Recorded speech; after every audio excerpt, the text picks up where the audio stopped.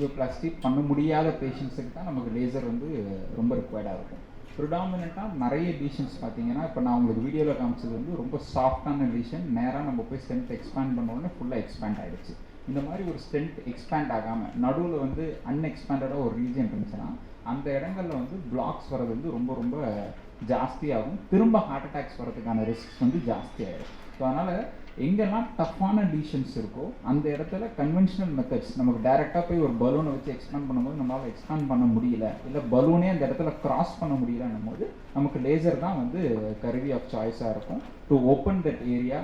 நமக்கு மெயின் கோல் இப்போ எப்படி வந்து ஒரு சொதப்பலான ரோடு போட்டால் 3 மாதம் 6 மாதத்தில் வந்து நமக்கு திருப்பி போய் ஒரு மழை காலத்தில் வந்து நமக்கு எவ்வளோ கஷ்டப்படுறோமோ, அதே மாதிரி ஒரு ஸ்டென்ட்டை வந்து சரியாக எக்ஸ்பேண்ட் பண்ணாமல் விட்டால் லைஃப் லாங் பிரச்சனை தான். ஏன்னா ஒரு ஸ்டென்ட் இம்ப்ளான்ட் பண்ணது வந்து it is permanent, it cannot be taken out. சரிங்களா?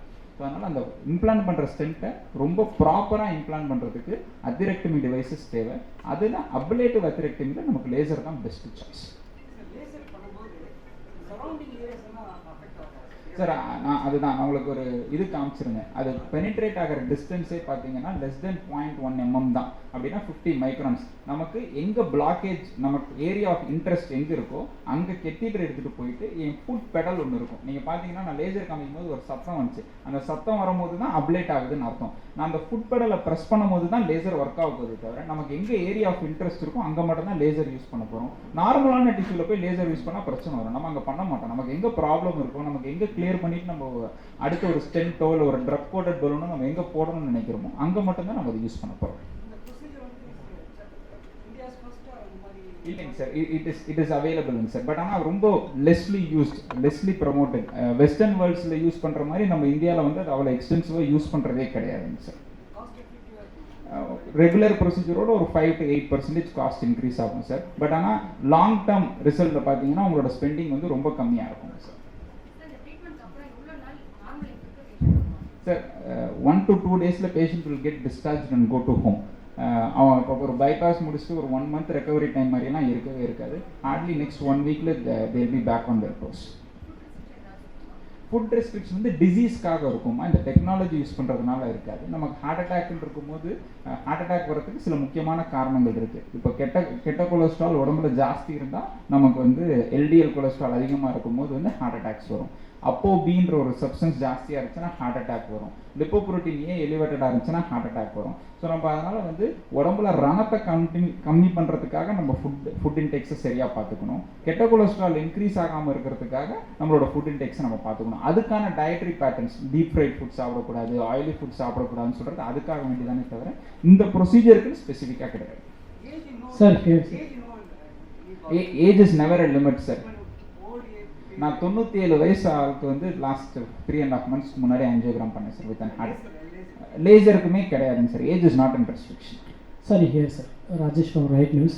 சார் நீங்கள் பேசும்போது சொன்னீங்க ஸ்டென்ட்டு வச்சாலும் பிளாக் வரும். நீங்கள் எப்படி சார் ஆக்சுவலாக இப்போ ஒரு அண்டர் எக்ஸ்பேண்டட் ஸ்டென்ட், இப்போ நம்ம ரோட்டை வந்து ஒழுங்காக கிளியர் பண்ணாமல் பிளாக் இருக்கிற இடத்துல போய் ஸ்டென்ட் வச்சுட்டோம்னா அந்த ஒரு பர்டிகுலர் ரீஜனில் வந்துட்டு ஸ்டென்ட் வந்து ஒழுங்காக எக்ஸ்பேண்ட் ஆகாது. இது வந்து டாக் போன் எஃபெக்ட்னு சொல்லுவோம். எப்படி அந்த டாக் போன் வந்து நடுவில் மெலிசாக இருக்கும், 2 சைடில் வந்து கனமாக இருக்குமோ அது மாதிரி மெலிசாக இருக்கிற இடத்துல அந்த மாதிரி அண்டர் எக்ஸ்பேண்டட் ஸ்டென்ட் இருந்துச்சுன்னா உள்ள பிளாக்கேஜஸ் வரதுக்கு சான்சஸ் ஜாஸ்தி. ரெண்டாவது வந்து ஈவன் நல்லா எக்ஸ்பேண்ட் ஆன ஸ்டென்ட்ல கூட சில பீப்புளுக்கு வந்து அது எண்டோத்திலியலைஸ் ஆகாமல் இருக்கும். அப்படி எண்டோத்திலியலைஸ் ஆகலை, நம்ம உடம்புல ஒரு பகுதியாக அது ஆகலைன்ற பட்சத்தில் ரேராக அதுக்குள்ளேயும் பிளாக்கேஜஸ் வரும். மூணாவது கெட்ட கொலஸ்ட்ரால். இப்போ ஒவ்வொருத்தருக்கும் எவ்வளோ தூரம் கெட்ட கொலஸ்ட்ரால் டார்கெட்ஸ் இருக்கு. ஒரு சக்கரை நோய் இருக்கிற ஆளுங்கன்னா கெட்ட கொலஸ்ட்ரால் வந்து 70க்கு கம்மியாக இருக்கணும் அப்படின்னு நம்ம ஒரு டார்கெட் வச்சுருக்கோம். அந்த கெட்ட கொலஸ்ட்ரால் 70க்கு கம்மியாக வச்சுக்காமல் இருந்தோம்னா நமக்கு திருப்பி ரிட்டர்ன் பிளாக்ஸ் வரதுக்கான சான்சஸ் வந்து நிறைய இருக்குது. மெடிசன் காம்ப்ளைன்ஸ் நம்ம சரி, அதனால தான் நம்ம ஒரு ஸ்டென்ட் வச்ச பிறகு நம்ம ரொம்ப காஷியஸாக அவங்களை வந்து ரெகுலராக மெடிசன்ஸ் எடுக்கணும். எனக்கு தான் இப்போ ஸ்டென்ட் வச்சாச்சு, எனக்கெல்லாம் நல்லா ஆயிடுச்சு, நான் 6 மாதம் கழிச்சு 1 வருஷம் கழிச்சு நான் மாத்திரை போடுறதை விட்டுட்டேன்னா அந்த டைமில் ஸ்டென்ட்டுக்குள்ளேயும் பிளாக்கேஜஸ் வரும் சார். சரி, இப்போ வந்து என்னதான் நம்ம வந்து ஒரு டெக்னாலஜி டெவலப் ஆகிட்டாலுமே சில விஷயங்கள் சொல்கிறாங்க இது வந்து பரம்பரையாக வரும் அப்படிங்கிற மாதிரி, ஹார்ட் அட்டாக் அப்படிங்கிறாங்க.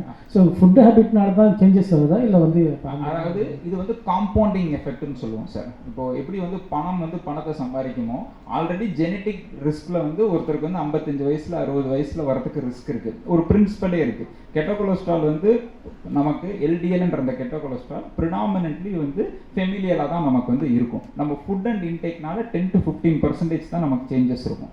நம்ம சவுத் ஈஸ்ட் ஏஷியன்ஸ் நம்ம குரூப்பில் பார்த்தீங்கன்னா லிப்போப்ரோட்டீன் ஏன்ற மாலிகுல் வந்து நமக்கு ரொம்ப ஜாஸ்தியாக இருக்கும். இப்போ இந்த கெட்டோ கொலஸ்ட்ரால் யார் ஒருத்தருக்கு 180க்கு மேலே இருக்கோ, அண்ட் ரெண்டாவது இந்த லிப்போப்ரோட்டீன் ஏ எக்ஸ்ட்ரீமாக எலிவேட்டடாக இருக்கிறவங்களுக்கு, இவங்க எல்லாருக்குமே 30 வயசுக்குள்ள 40 வயசில் ஹார்ட் அட்டாக் வரதுக்கு ரிஸ்க் இருக்குது.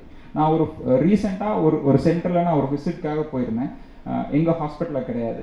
அந்த இடத்துல வந்து 16 வயசில் ஒரு பையனுக்கு வந்து நான் ஹார்ட் அட்டாக் கூட பார்த்தேன். அவனுக்கு வந்து அந்த பையனுக்கு வந்து அப்போ ஆன்ஜியோ எடுக்கிறாங்க. அதே ஹாஸ்பிட்டலில் அவங்க அப்பாவுக்கு 42 வயசு, ஒரு 10 years பேக் வந்து he had a problem and he even died. But அந்த பையனுக்கு வந்து ஒரு யங்கர் ஏஜ்லேயே ஸ்க்ரீனிங் நடந்திருக்கும். 16 வயசில் ஹார்ட் அட்டாக் வருது because his familial and jeans. இது வந்து ஃபெமிலியல் ஹைப்பர் கொலஸ்ட்ரோலியமியான்னு சொல்லுவோம். யாருக்கு கெட்ட கொலஸ்ட்ரால் வந்து மோர் தென் 300 or 400 மேலே இருக்குது, சம்டைம்ஸ் 500க்கு மேலே கூட இருக்கும், அவங்களுக்கெல்லாம் தேர் மோர் இன்னும் earlier ஏஜ்லேயே ஹார்ட் அட்டாக் வரதுக்கான ரிஸ்க் இருக்குது. இதில் என்னென்னா நம்ம ஒரு ஏஜோட வந்து ஹார்ட் அட்டாக்கை மார்க் பண்ணக்கூடாது. சர்டன் ரிஸ்க் ஃபேக்டர்ஸ் இருக்குது. ஸ்மோக்கிங்ன்றது ஒரு ரிஸ்க் ஃபேக்டர், ஹை பிபின்றது ஒரு ரிஸ்க் ஃபேக்டர், கெட்ட கொலஸ்ட்ரால் எலிவேட்டாக இருக்கிறதுன்றது ஒரு ரிஸ்க் ஃபேக்டர். இதெல்லாம் வந்து ஒரு விதை மாதிரி வைக்கிறது. இன்னைக்கு நம்ம எது விதையாக வைக்கிறோமோ அதுதான் நாளைக்கு மரமாக வளரும். இந்த ரிஸ்க் ஃபேக்டர்ஸ்லாம் இன்னைக்கு யாருக்கு இருக்கும்? இன்னைக்கு ஒருத்தர் ஹார்ட் அட்டாக் வருதுன்னா அதுக்கான விதை வந்து 10-15 வருஷத்துக்கு முன்னாடியே விதைச்சது.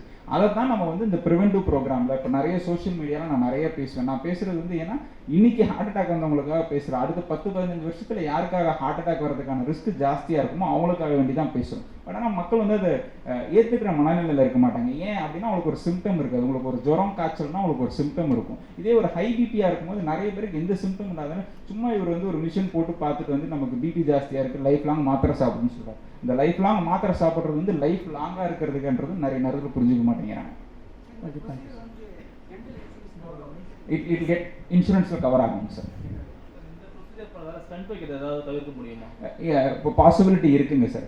இப்போ அந்த ஸ்டென்ட்டுக்குள்ளே பிளாக் வர இடத்துல நம்ம இன்னொரு லேயர் ஆஃப் ஸ்டென்ட் நம்ம போட வேண்டாம். இப்போ மெட்டல்லெஸ் ஆஞ்சியோபிளாஸ்டி, அதாவது இந்த ஸ்டென்ட்டில் வந்து என்ன ட்ரக் இருக்கோ அதை ஒரு பலூன் மேலேயே அந்த ட்ரக் இருந்து அந்த ட்ரக் கோட்டட் பலூன் மூலமாக நிறைய பண்ணிகிட்டு இருக்கும். இப்போ முந்தானயத்து கூட ஒரு யூஎஸ்லேருந்து ஒருத்தருக்கு அவருக்கு ஒரு சர்டன் இண்டிகேஷன்ஸ் இருக்குது. அவருக்கு எல்வி எப்பிக்கல் கிளாட்னு ஒன்று சொல்லுவோம். அதனால் ஸ்டென்ட் போட்டால் ட்ரிபிள் தெரப்பி நிறைய மாத்திரை கொடுக்குன்றதுனால ஸ்டென்ட் இல்லாமையே அவருக்கு நான் ஆஞ்சியோபிளாஸ்டி பண்ணேன் ட்ரக் கோட்டட் பலூன் மூலமாக வச்சுக்கிட்டு. So it is definitely a possibility.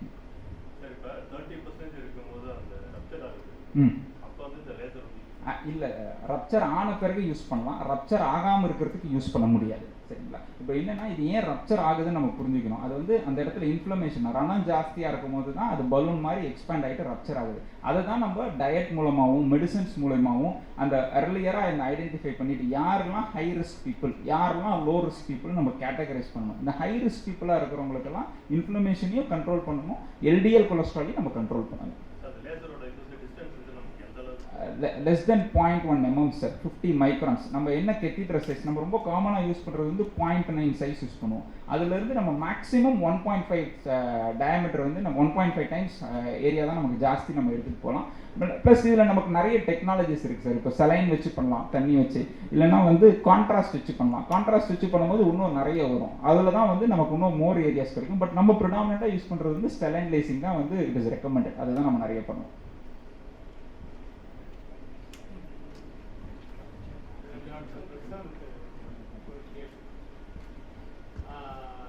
சினிமாவில் தான் கிளாஸு மாஸ்லாம் இருக்குது.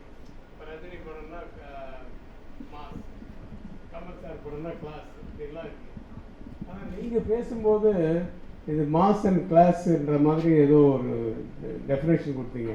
நீங்கள் எதை மீன் பண்ணீங்க சார்? இது வரைக்கும் பார்த்தீங்கன்னா பொதுவாக வந்துட்டு ஒரு ஹை லெவல் டெக்னாலஜி, ஒரு எக்ஸ்பென்சிவ் ட்ரீட்மெண்ட் எல்லாராலையும் அஃபோர்ட் பண்ண முடியாது.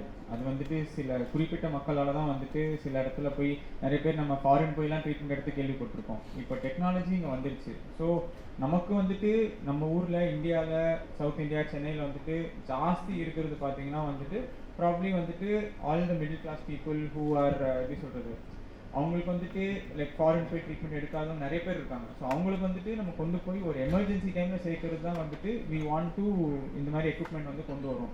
அதையும் மீறி வந்துட்டு நான் அரவிந்த் சார் கூட டிஸ்கஸ் பண்ணது என்னென்னா, இந்த எக்யூப்மெண்ட்டில் வந்துட்டு 2 காஸ்ட் இருக்குது. ஒன்று மெஷின் காஸ்ட்டு, இன்னொன்று வந்து அந்த கத்தீட்டர், அதை காமிச்சார் என்ன அந்த கத்தீட்டர் காஸ்ட்டு. இது எல்லாருக்கும் கொண்டு போய் சேர்க்கணுன்றதுனால இந்த மெஷின் காஸ்ட்டே நம்ம வாங்க வேணாம், கத்தீட்டர் மட்டும் காஸ்ட் வாங்கலாம். ஏன்னா இது வந்துட்டு it is not about making profit. ஏன்னா நமக்கு வந்துட்டு இது எல்லாருக்கும் போய் சேர்க்கணும், அந்த எமர்ஜென்சி டைமில் போய் சேர்க்கணும். ஏன்னா இது வந்துட்டு அவங்க போய் தே கேனாட் கோ சேவ் அப். அந்த காலத்தில் ஒரு சிசேரியன் செக்ஷன் பண்ணோம்னா நிறைய பேர் ப்ரெக்னென்சி டைம்லேருந்தே காசு சேர்த்து வச்சுட்டு ஒரு 8வது மாதம் 9வது மாதம் செலவு பண்ணுவாங்க.